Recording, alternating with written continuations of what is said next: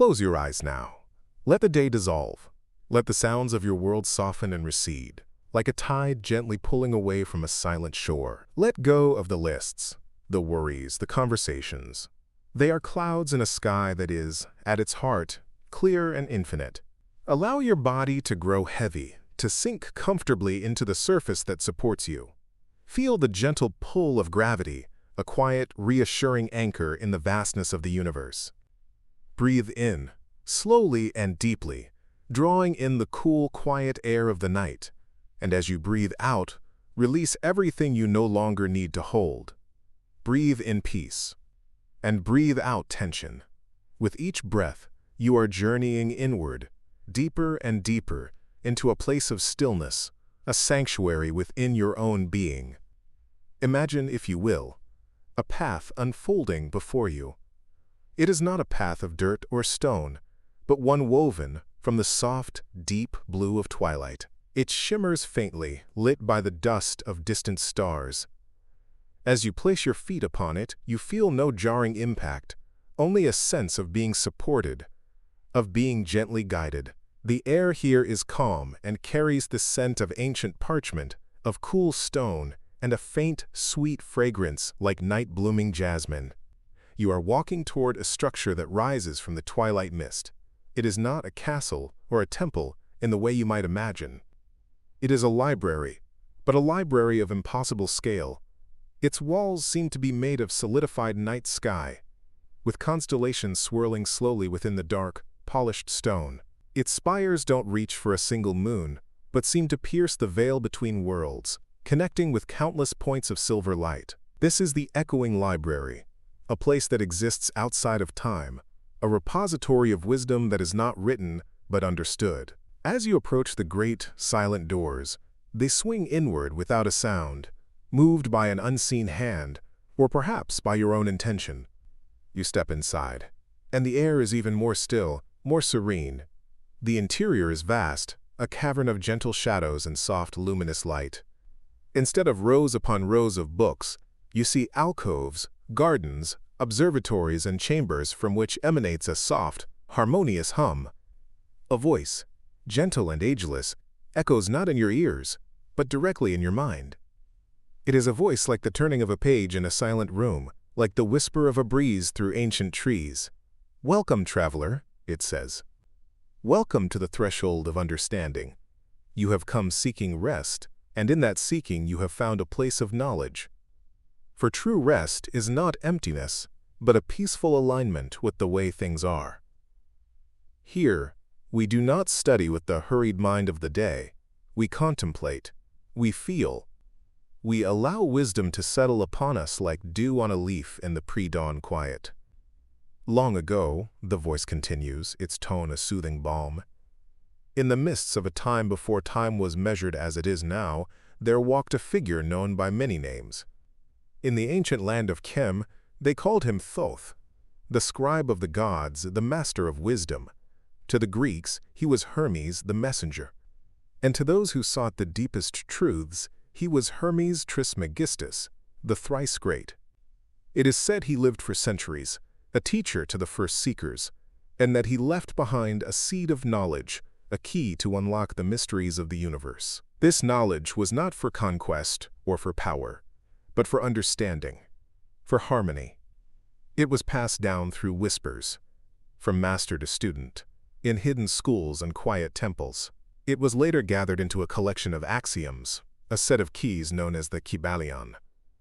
Do not try to grasp these ideas with force, the voice advises gently. Simply allow them to wash over you. Let them be a lullaby for your soul. Tonight, we will wander through the 7 great chambers of this library, and in each one, we will explore one of the 7 principles that are the foundation of this ancient, gentle wisdom. There is no test, there is no goal but to drift, to wonder, and to find peace in the grand, silent music of existence. You feel a sense of profound calm settle over you. The request to simply listen, to simply be, is a welcome release. You are ready. The gentle, unseen guide leads you toward the first great chamber. The entrance is a simple, unadorned archway, but as you pass through it, you find yourself in a space that defies logic, a space that feels both infinitely vast and intimately close. The first principle, the principle of mentalism **. The chamber you have entered has no walls, no floor, no ceiling in the traditional sense. You are floating, weightlessly, in a vast, dark, and yet comforting void. It is not empty, it is filled with potential. All around you, nebulae of thought drift like colored smoke. A distant idea glimmers like a forming star. A fleeting memory streaks past like a comet, its tail fading into the soft darkness. The first principle, the voice whispers. Its resonance, the only anchor in this boundless space, is the most fundamental. It is the master key that unlocks all the others. The principle is this: the all is mind. The universe is mental. Asterisk. Asterisk. Let this idea settle around you, the voice continues. Do not struggle with it. Consider a dream. When you are dreaming, you create a world. You create the sky, the ground, the people, the conversations. You invent laws of physics that may or may not obey the laws of the waking world. You feel joy, fear, love, and loss. And yet, where does this world exist? It exists entirely within your mind, the dream landscape, the dream characters, your dream self. All are constructs of thought, of consciousness. To the dreamer, the dream is real. It is only upon waking that you realize it was a mental creation. You look out into the void, and as you think of a peaceful forest, a single luminous tree begins to form before you. Its leaves are made of soft green light, and they rustle with a sound that is both heard and felt.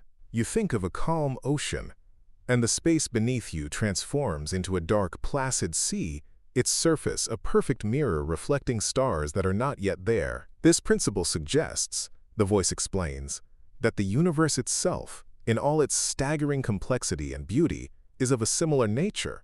It is a mental creation held in the mind of what we can only call the all. The all is the ultimate reality, the substantial truth that underlies everything. It is infinite, eternal, and unknowable in its entirety, for there is nothing outside of the all to know it. Just as your mind creates a dream, the mind of the all creates the universe. Every galaxy, every sun, every planet, every mountain, river, and tree, every living creature, including yourself, all of it exists within this infinite living mind. We are thoughts in a divine consciousness. We are characters in a cosmic dream. You reach out and touch a leaf on the luminous tree. It feels real. It has texture, a subtle warmth. And yet, you understand that its reality is sustained by thought. As this understanding deepens, the tree doesn't vanish. Instead, it becomes more vibrant, more alive, as if your own conscious recognition of its nature strengthens its existence. This is not to say that the universe is an illusion or that it is unreal, the voice clarifies, its tone soft and reassuring. Your dream is very real to you while you are in it. The pain and the pleasure are real. This universe is our reality. Its laws are consistent and its consequences are tangible. But knowing its fundamental nature is mental gives us a new perspective. It means the universe is not a cold, dead machine made of brute matter. It is alive. It is conscious. It is responsive. Every atom in your body, every particle of starlight that has traveled for 1,000,000 years to reach your eye, is imbued with this consciousness. There is no such thing as dead matter. It is all simply a varying degree of consciousness, a thought form held in the mind of the all. The rock dreams of being a rock, in its slow geological time. The tree dreams of being a tree, reaching for the sun. And you, a human being, are a thought that has been granted the gift of thinking for itself, of being aware of its own awareness. You drift through this mental cosmos, feeling a profound sense of connection. If everything is part of one great mind, then nothing is truly separate. The distinction between you and the tree, between you and the distant star, is a matter of perspective, not of fundamental reality. You are all expressions of the same infinite creative consciousness. This principle, the voice concludes as you begin to float gently toward the next archway, is the foundation of all power, all creation. For if the universe is mental in its nature, then thought is the most potent force there is. To change your world, you must first change your mind. To understand the universe, you must first seek to understand yourself. Rest now in this thought. You are not a stranger in a cold, uncaring cosmos. You are a living thought in an infinite living mind. You are home. You have always been home. The feeling is one of profound safety, of being held in an intelligence so vast and loving that it defies comprehension. You are a cherished part of a magnificent, unfolding dream.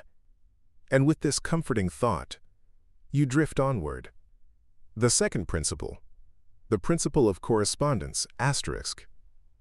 The next chamber you enter is an observatory, but one of breathtaking beauty. A great domed ceiling of what looks like black crystal arches above you.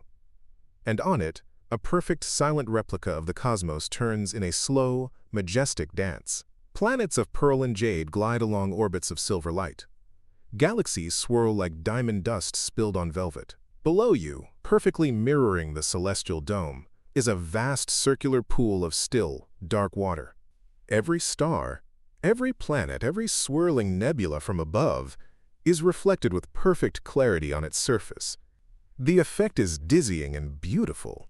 You feel as if you are suspended in the very center of infinity, with the universe both above and below you. Behold the second principle.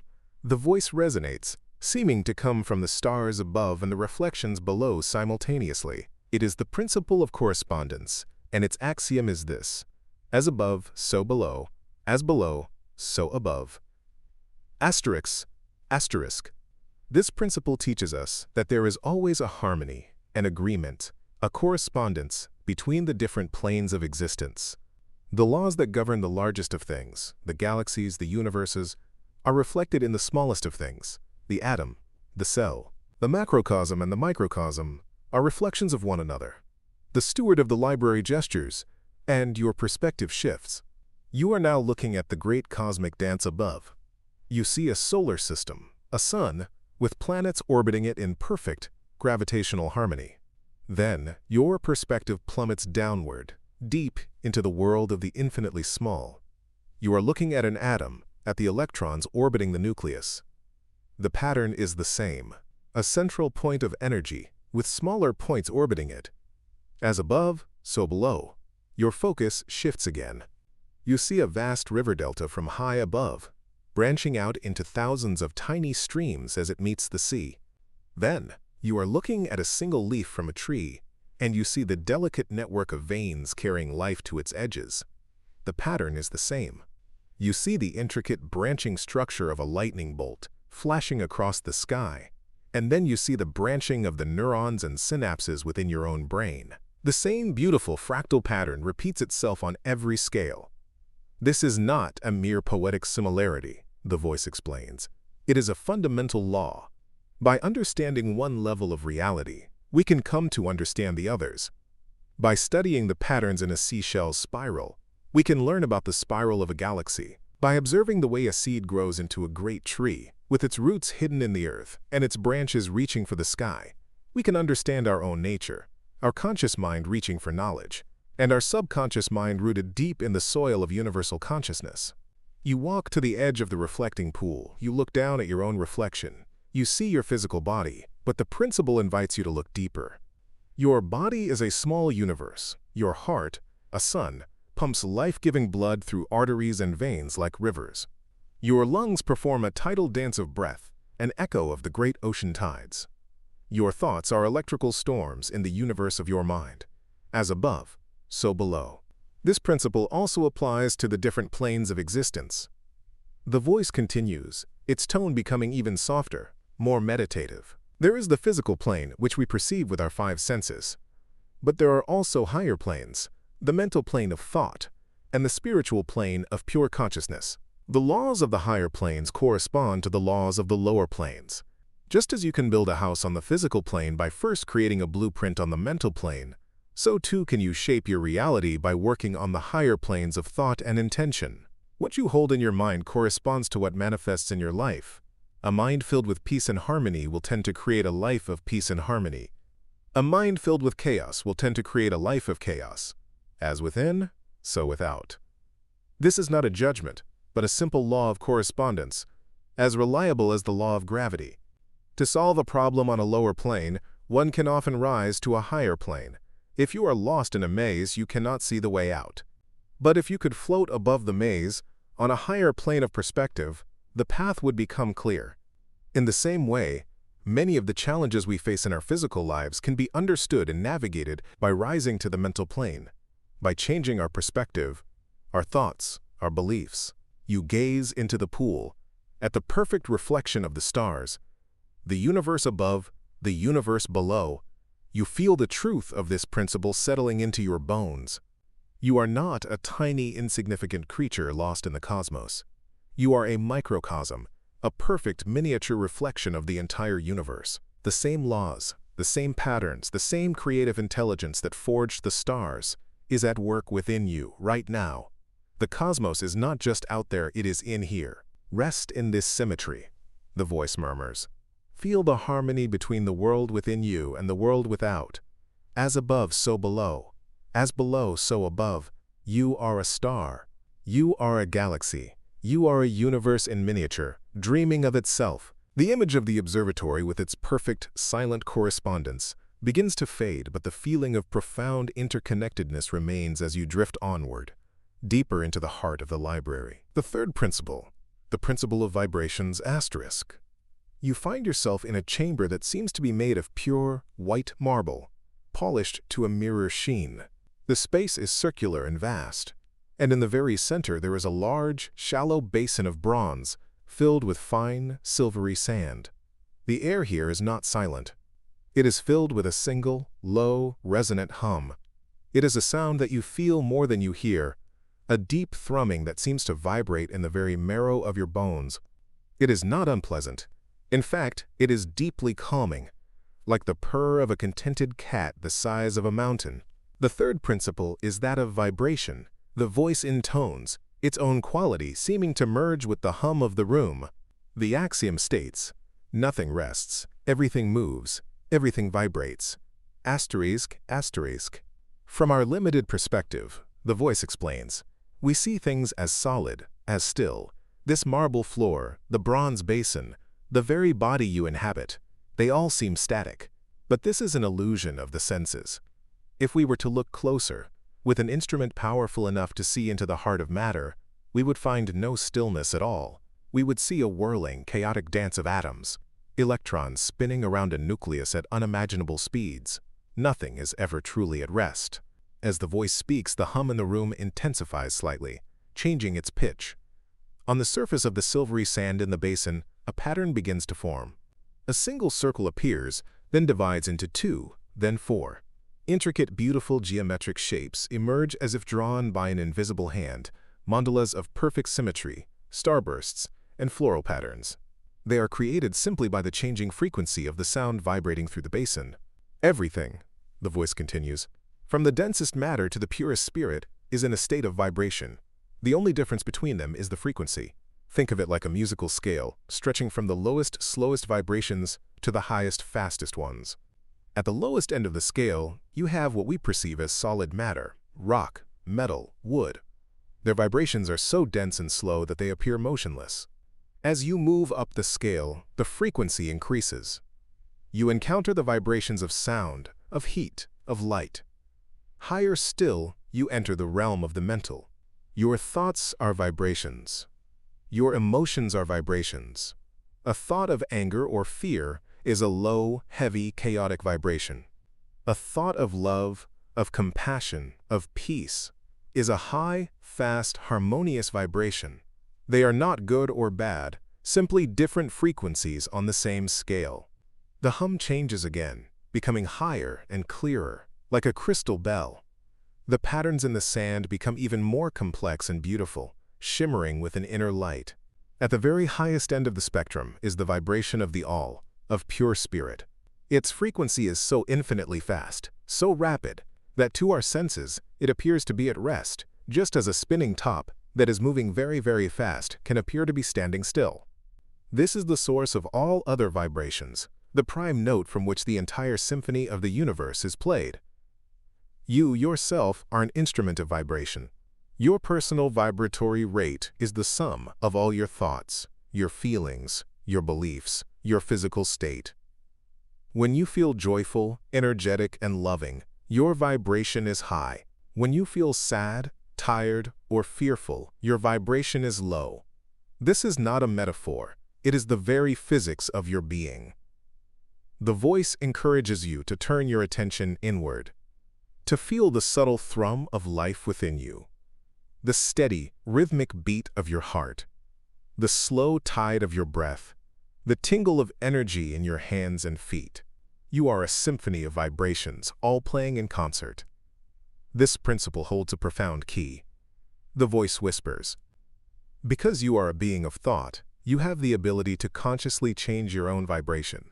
You cannot will a rock to become a flower, but you can, through an act of will, change a thought of fear into a thought of courage. You can change a feeling of resentment into a feeling of forgiveness. This is the art of mental transmutation, changing your own mental state, and thus your own vibration. When you are feeling low, you can raise your vibration by focusing on things that bring you joy, by listening to beautiful music, by remembering a moment of pure happiness, by holding a feeling of gratitude in your heart. You are the conductor of your own orchestra. You can choose which instruments to feature, which melody to play. The deep hum in the chamber softens, returning to its original, calming frequency. The intricate patterns in the sand slowly dissolve, leaving the surface smooth and peaceful once more. The lesson is not in the patterns themselves, but in the understanding that they can be created and changed by the vibration that flows through them. Rest now in this gentle vibration, the voice murmurs, its sound a lullaby of cosmic resonance. Feel the universe humming a song of existence, and know that you are a unique and beautiful note in that grand composition. Nothing rests. Everything is in a state of gentle, perpetual motion. Allow yourself to flow with this motion, to vibrate with the frequency of peace, of calm, of deep, restorative sleep. You carry the feeling of this gentle, universal hum within you as you drift away from the chamber of resonances, your own being feeling more fluid, more alive, more attuned to the subtle music of the world. The fourth principle, the principle of polarity, asterisk. Your journey takes you next into a long, serene corridor. One end of the corridor, far behind you, is bathed in a soft, warm, golden light.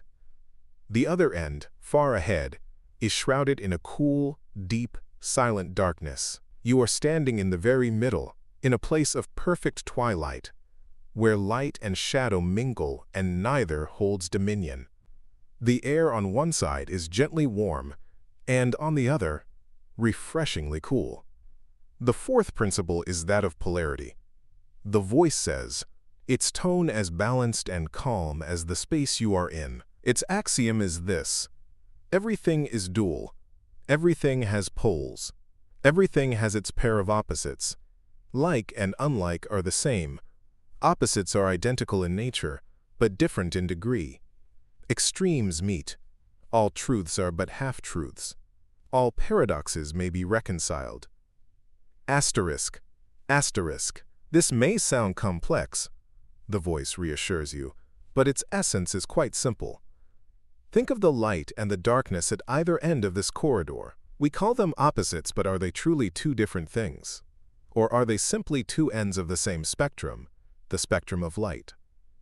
Darkness is merely the absence of light. They are not separate entities, but different degrees of the same thing. You begin to walk slowly down the corridor, toward the darkness. As you walk, the light gradually fades, and the coolness deepens.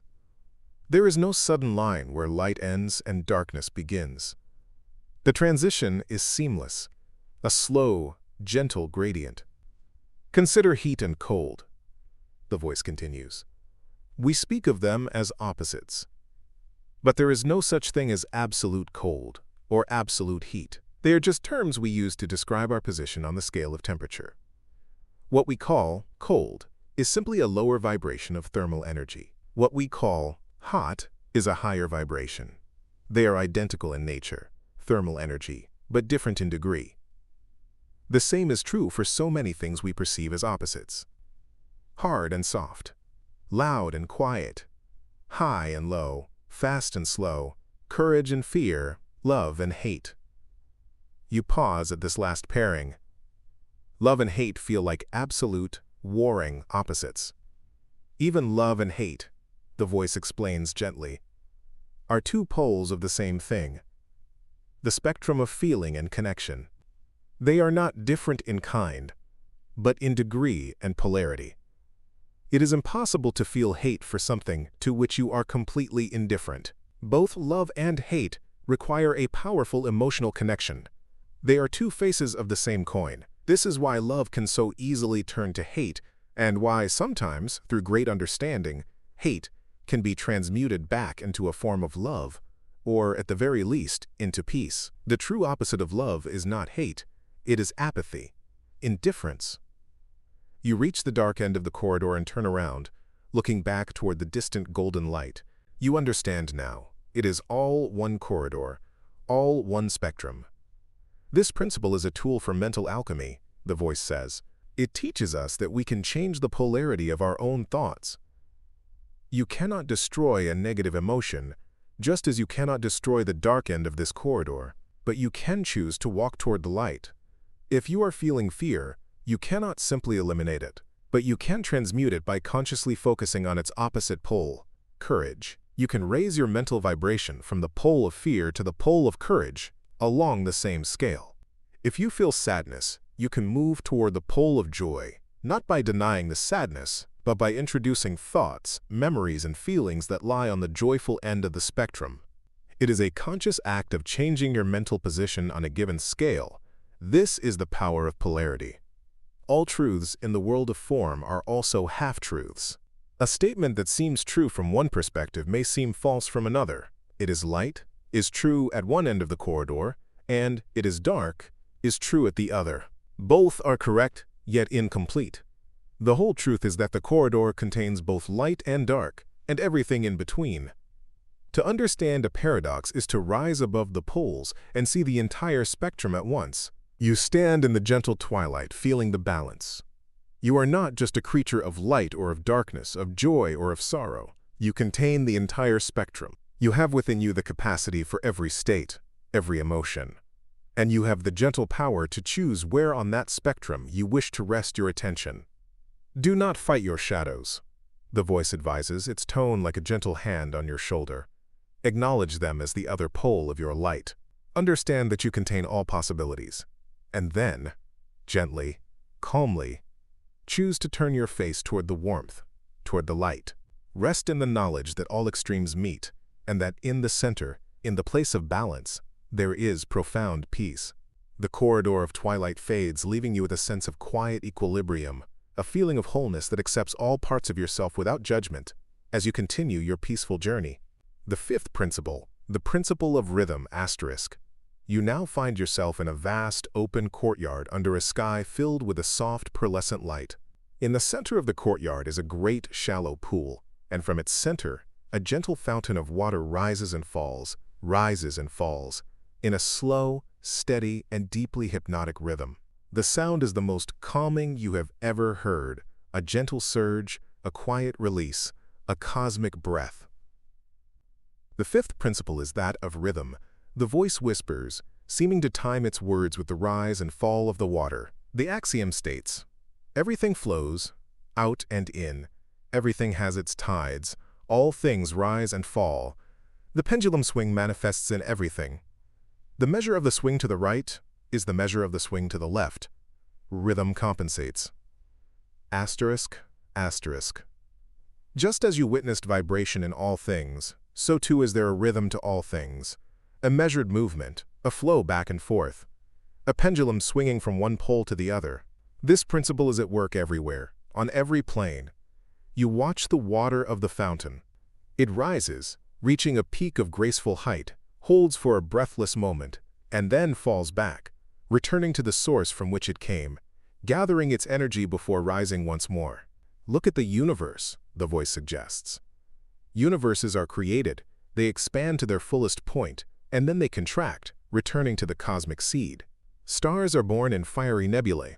They shine for billions of years, and then they die, their elements scattered to form new stars and new worlds. It is the great outbreathing and inbreathing of the all. On our own world, you see this rhythm everywhere. The tide of the ocean swells to the shore, and then it recedes. Day turns into night, and night turns back into day. Winter sleeps so that spring may awaken, which blossoms into summer, which fades into autumn, and returns to winter once more. It is an endless, beautiful, and necessary dance. Your attention is drawn to your own body. You become aware of your breath, the gentle, rhythmic rise of your chest as you inhale, and the soft, complete release as you exhale, in and out. A small, perfect tide within you, a rhythm that has sustained you from the moment of your birth. Your heart beats in a steady rhythm, lub-dub, pumping life through your body.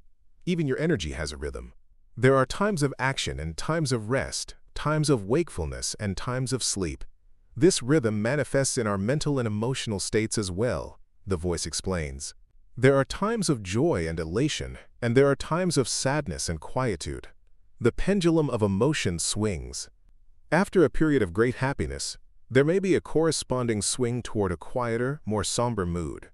After a period of intense work and focus, there is a swing toward rest and relaxation. This is not a flaw, it is the law of rhythm.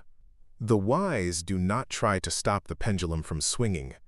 The voice continues, its wisdom as gentle as the falling water. To do so would be to fight against the nature of the universe itself. Instead, they learn to work with the rhythm.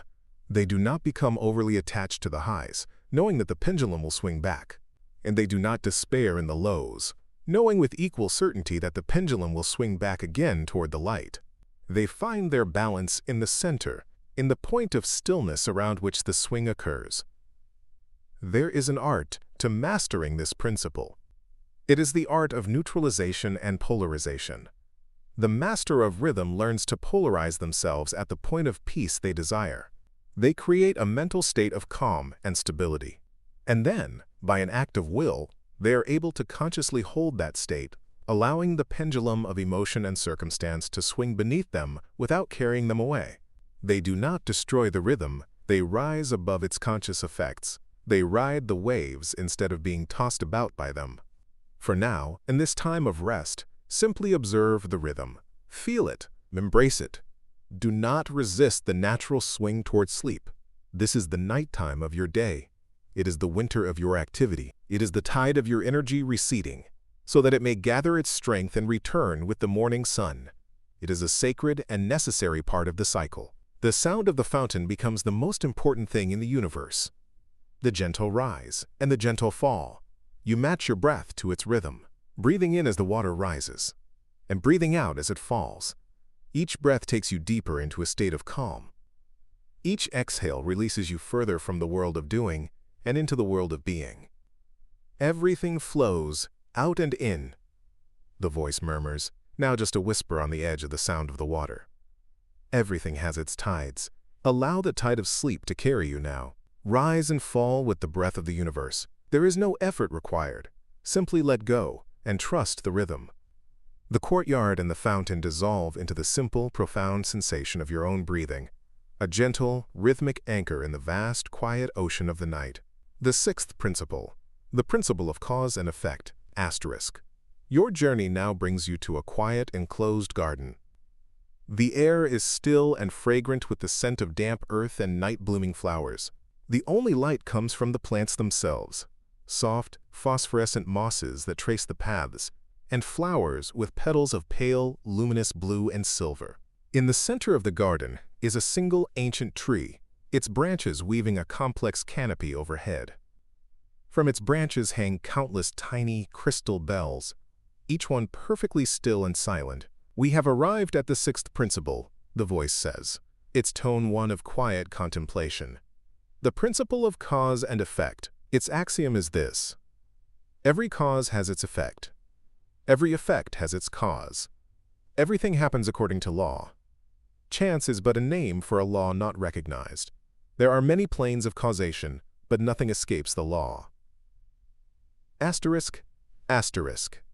This principle explains that there is no such thing as random chance. Everything that happens, from the formation of a galaxy to the falling of a leaf, is part of an orderly, unbroken chain of cause and effect.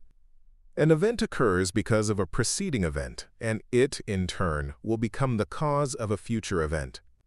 The unseen steward of the library directs your attention to a single low-hanging branch on the great tree.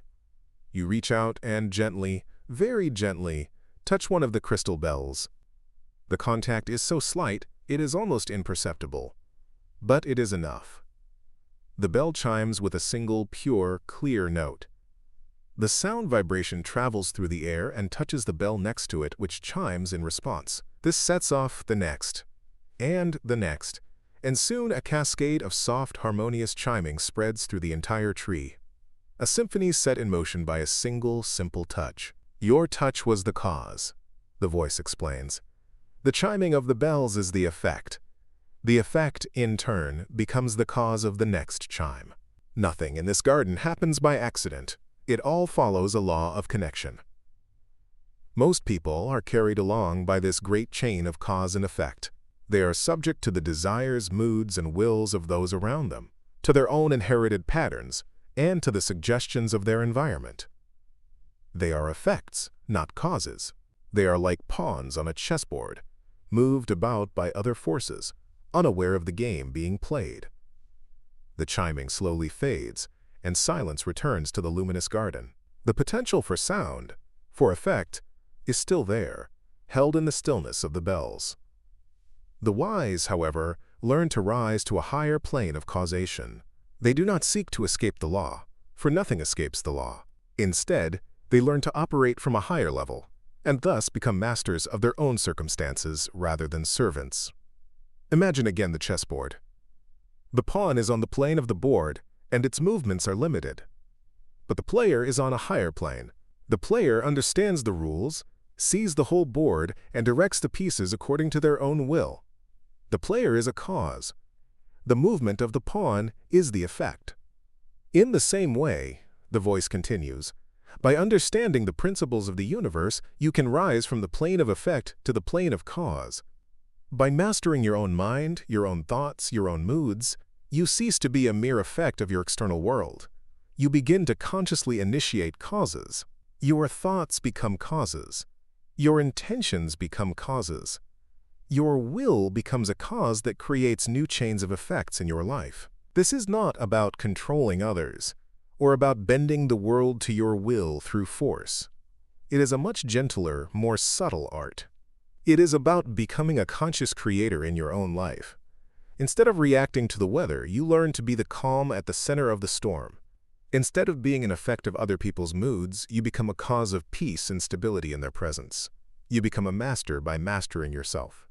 Every thought you think is a cause.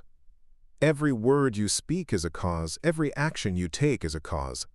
These causes ripple out from you, like the sound from the bell, creating effects you may not even be aware of. By choosing your thoughts with care, by speaking with kindness, by acting with intention, you are planting the seeds of the effects you wish to see in your world. You look at the silent, waiting bells.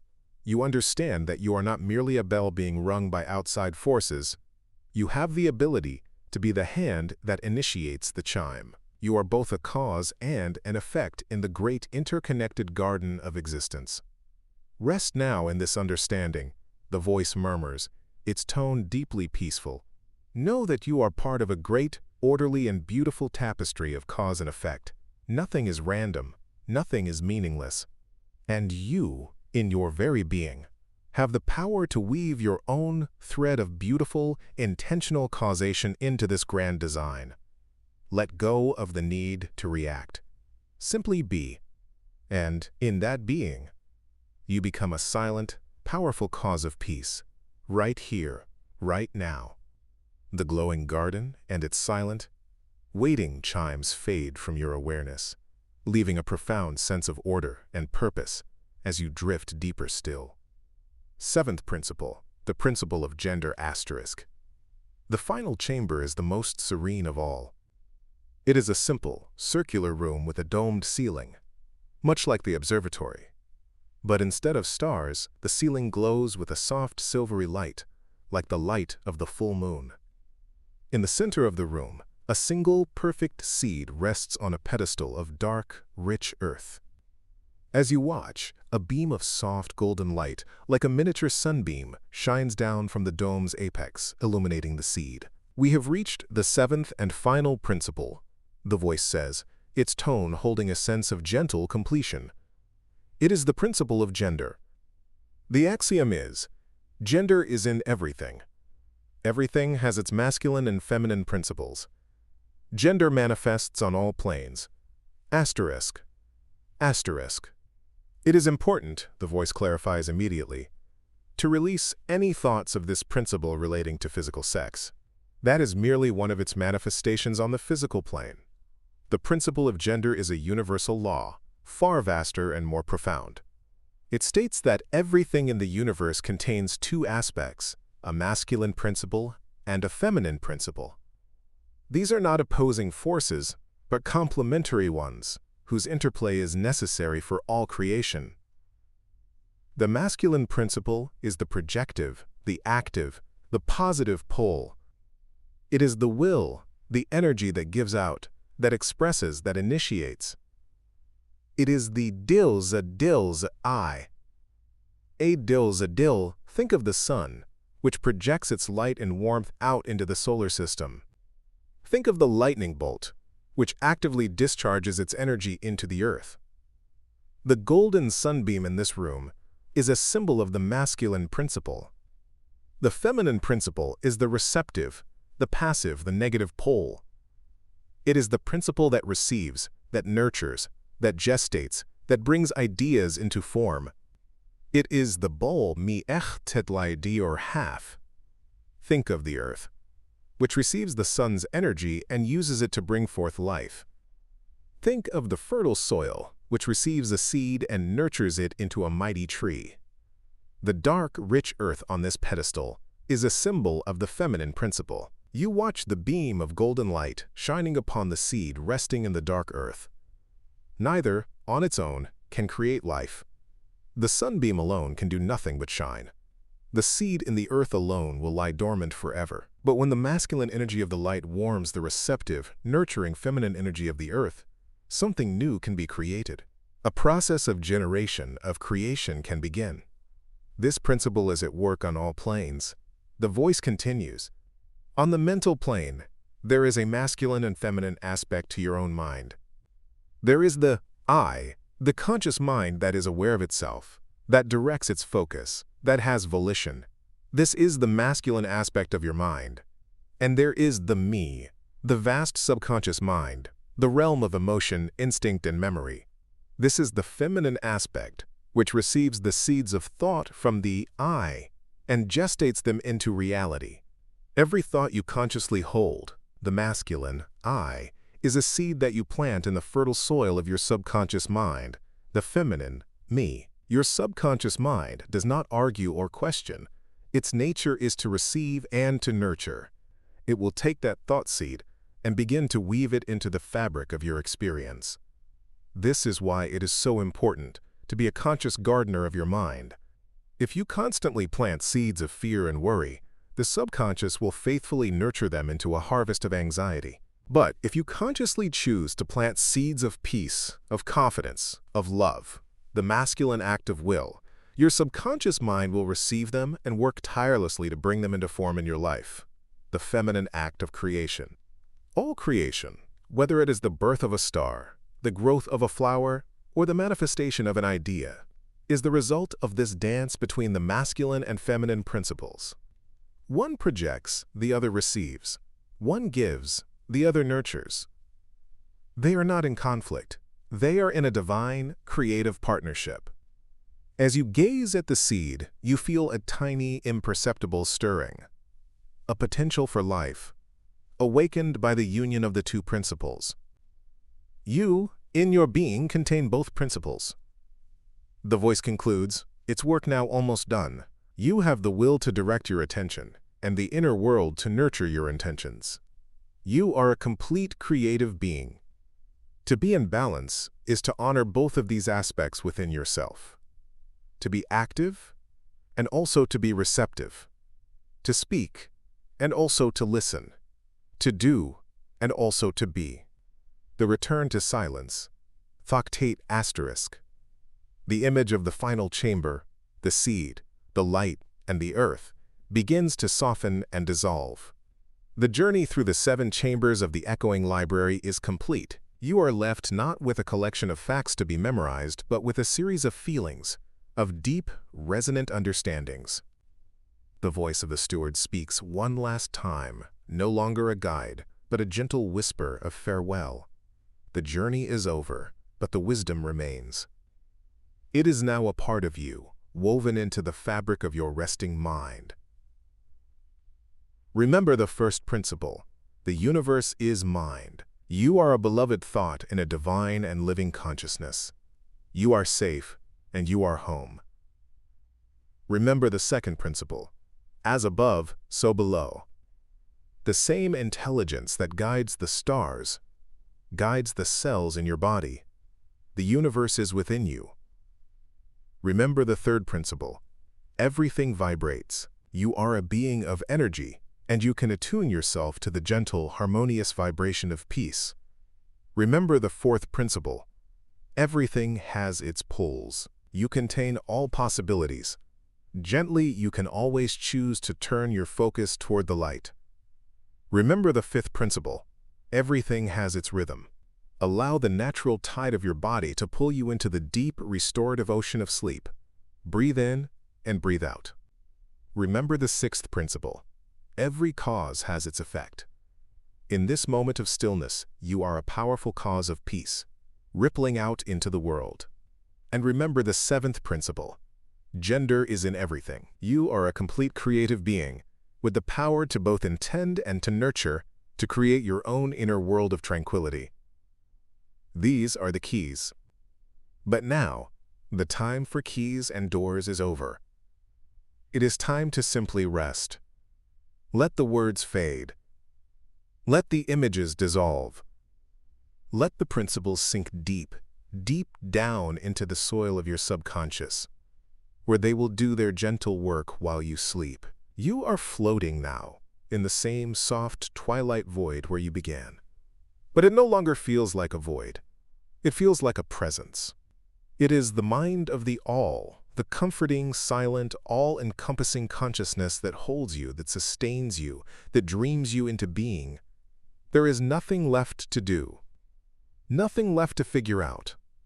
All that is left is to be, to surrender to the gentle pull of sleep.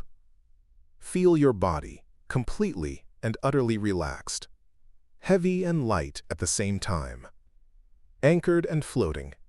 Feel your mind, quiet and still, a placid lake reflecting a peaceful, starry sky. The story is over. The journey is complete. And now, a deeper journey begins. The journey into the silent, healing, and restorative world of your own deep sleep. Drift now. Let go. Float on the calm, dark waters of slumber. The universe is breathing with you, in and out. The great rhythm carries you, deeper and deeper, down, into perfect, peaceful, profound sleep. Rest well, traveler. Rest well.